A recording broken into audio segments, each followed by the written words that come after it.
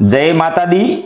आज इस वीडियो में नवरात्रि का तीसरा अध्याय सुनेंगे, जिसमें माता जी ने सेनापतियों सहित महिषासुर का वध किया था। तो आइए जानते हैं तीसरे अध्याय की कथा को। महिषासुर की सेना नष्ट होती देखकर उस सेना का सेनापति शिक्षुर क्रोध में भर देवी के साथ युद्ध करने के लिए आगे बढ़ा।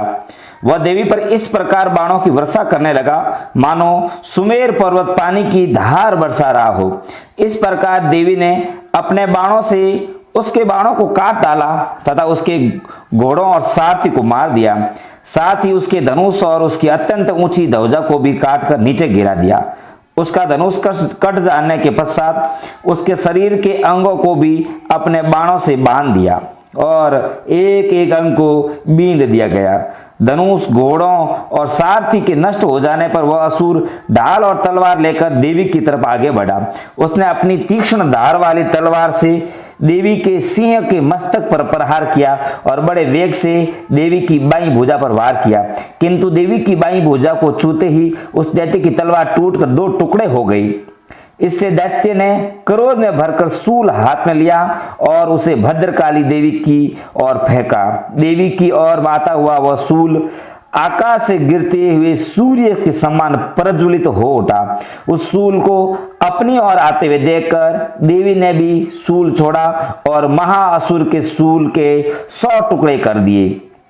साथ ही महाअसुर के प्राण भी हर लिए। शिक्षुर के मरने पर देवताओं को दुख देने वाला चामर नामक दैत्य हाथी पर सवार होकर देवी से लड़ने के लिए आया और उसने आने के साथ ही शक्ति से प्रहार किया, किंतु देवी ने अपनी हुंकार से ही उसे तोड़कर पृथ्वी पर डाल दिया। शक्ति को टूटा हुआ देखकर दैत्य ने क्रोध से लाल होकर शूल को चलाया, किंतु देवी ने उसको भी काट दिया। इतने में देवी का सिंह उछलकर हाथी के मस्तक पर सवार हो गया और दैत्य के साथ बहुत ही तीव्र युद्ध करने लगा।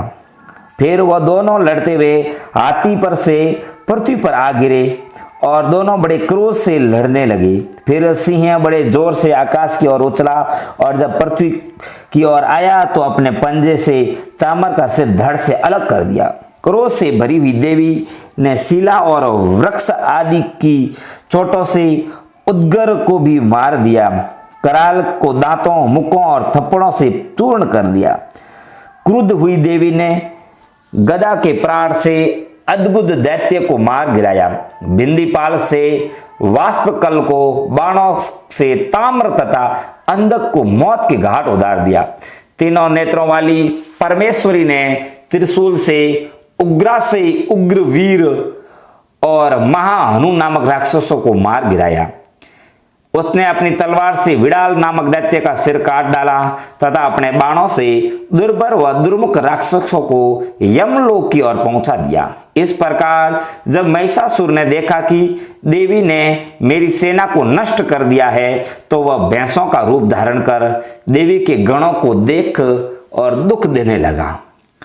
उन गणों में कितनों को उसने मुख के प्राण से, कितनों को खुरों से, कितनों को पूंछ से और कितनों को सींगों से, बहुतों को दौड़ाने के वेग से, अनेकों को सिंहानाद से, कितनों को चक्कर देकर और कितनों को श्वास वायु के झोंके से पृथ्वी पर गिरा दिया। वह दैत्य इस प्रकार गणों की सेना को गिरा देवी के सिंह को मारने के लिए दौड़ा। इस पर देवी को बड़ा गुस्सा आया। उधर दैत्य भी क्रोध में भरकर धरती को खुरों से खोदने लगा तथा सींगों से पर्वतों को उखाड़ उखाड़ कर धरती पर फेंकने लगा और मुख से शब्द करने लगा। महिषासुर के वेग से चक्कर देने के कारण पृथ्वी शुद्ध होकर फटने लगी। उसकी पूंछ से टकराकर समुद्र चारों ओर फैलने लगा। हिलते हुए सिंगों के आघात से मेघ खंड खंड हो गए और श्वास से आकाश में उड़ते हुए पर्वत फटने लगे।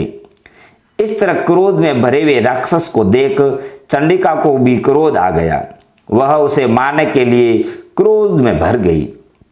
देवी ने पास फेंककर दैत्य को बांध लिया और उसने बंध जाने पर दैत्य का रूप त्याग दिया और सिंह का रूप बना लिया। और ज्यों ही देवी उसका सिर काटने के लिए तैयार हुई तो उसने पुरुष का रूप बना लिया, जो कि हाथ में तलवार लिए हुए था।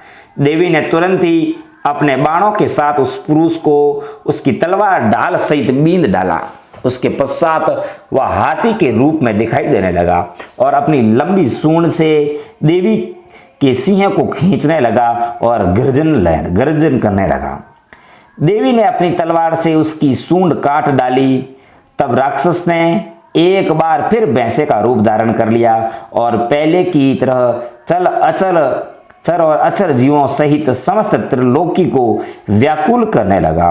इसके पश्चात क्रोध से भरी हुई देवी बारंबार उत्तम मधु का पान करने लगी और लाल लाल नेत्र करके हंसने लगी। उधर बल्ल, वीर्य तथा मद से क्रुद्ध हुआ दैत्य भी गरजने लगा। अपने सींगों से देवी पर पर्वतों को फेंकने लगा।